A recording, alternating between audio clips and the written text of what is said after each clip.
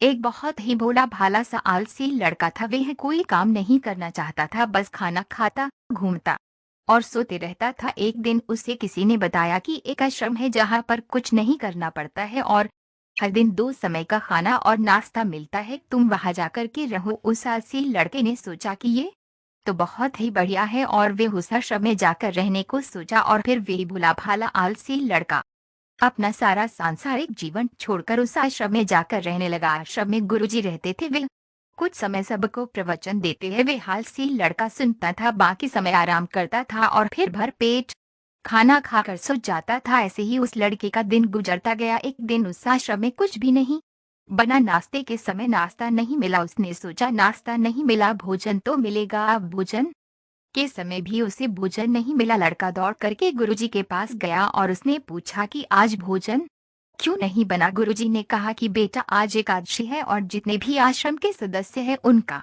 उपवास है और तुम्हारा भी आज उपवास है। आज भोजन नहीं बनेगा। वह लड़का आलसी था और उसे भूख भी बहुत लगता था। उसने गुरुजी से बोला कि मैं उपवास नहीं रहूंगा, मुझे भूख लगी है, मैं खाना खाऊंगा।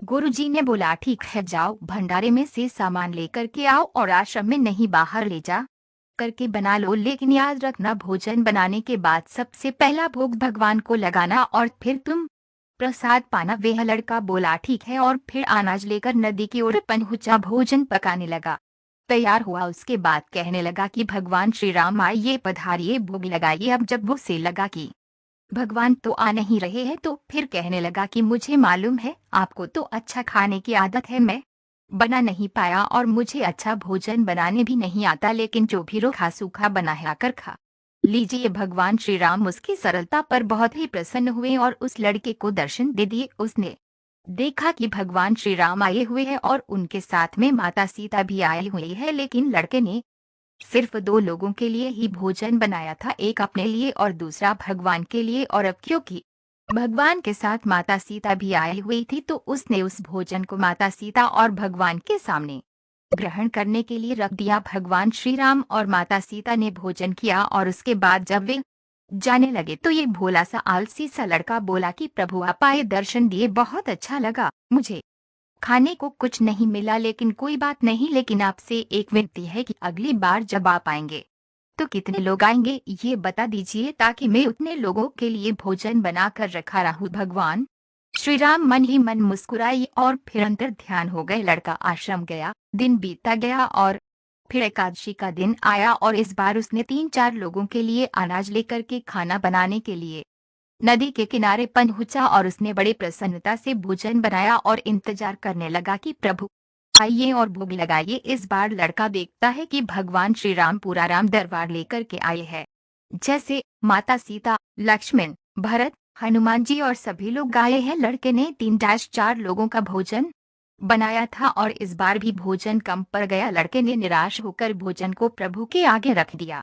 उन्होंने भोजन किया और फिर चले गए और इस बार भी लड़का फिर से भूख रह गया। अब लड़का फिर आश्रम गया, दिन बीतता गया और फिर एकादशी का दिन आया और इस बार गुरुजी से कहने लगा कि गुरुजी, मुझे इस बार थोड़ा ज्यादा अनाज चाहिए। गुरुजी सोचने लगे कि ये इतना सारा अनाज का करता क्या है, कहीं इसे बेचता तो नहीं है। फिर उन्होंने कहा कि ठीक है, भूख से परेशान रहता है। लड़के ने कहा कि नहीं गुरुजी, मैं भूख से परेशान नहीं रहता हूँ, प्रभु के साथ बहुत लोग आते हैं, उनको भी तो भोजन करना पड़ता है। गुरुजी को लगा कि लड़का पागल हो गया है, लेकिन गुरुजी ने सोचा कि चलो एक बार चलकर देखते ही कि लड़का इस अनाज का करता क्या है। वही भोला सा लड़का अनाज लेकर के नदी के किनारे पहुंचा और इस बार भोजन बनाया नहीं। उसने सोचा कि प्रभु हर बार ज्यादा लोगों को ले करके आते हैं, इस बार वे जितने भी आएंगे खुद बना करके भोग लगा लेंगे। और फिर प्रेम से प्रभु को बुलाने लगा। गुरुजी ये सब छुप कर देख रहे थे कि ये भोजन तो बनाया नहीं और प्रभु को बुला रहा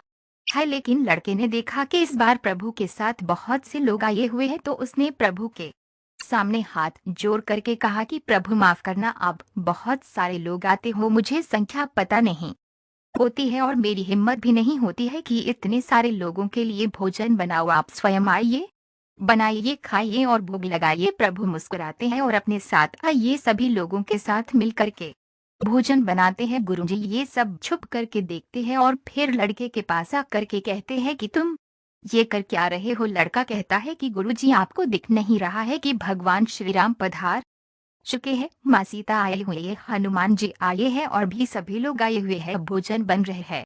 गुरुजी ने बोला कि पागल हो गया है, मुझे तो कोई दिख नहीं रहा है। लड़का गुस्सा हो गया और बोला, प्रभु आप ये क्या कर रहे हो? एक तो मुझे भूखा रखा है और गुरुजी को दर्शन नहीं दे रहे हो, जो मुझे पागल समझ रहे हैं। कृपा करके गुरुजी को दिख जाओ। भगवान बोले, नहीं, मैं इन्हें नहीं दिख सकता। लड़का बोला, क्यों नहीं दिख सकते? मेरे गुरुजी तो बहुत महान है, बहुत बड़े ज्ञानी और ज्ञाता है। भगवान बोले, हाँ, ज्ञानी और ज्ञाता होंगे, लेकिन तुम्हारी तरह सरल नहीं है। जो सरलता तुम में है वो तुम्हारे गुरुजी में नहीं है। लड़के ने ये बात गुरुजी से कह दी कि भगवान श्री राम कह रहे हैं कि आप में सरलता नहीं है, आप मेरी तरह सरल नहीं है, इसलिए आपको नहीं दिख सकते। गुरुजी की आंखें नम हो गई और रोने लगे कि और बोले कि बिल्कुल सही कहा, मेरे अंदर तुम्हारे जितना सरलता नहीं है। और फिर माफी मांगने लगे। फिर भगवान ने गुरुजी को भी दर्शन दिए।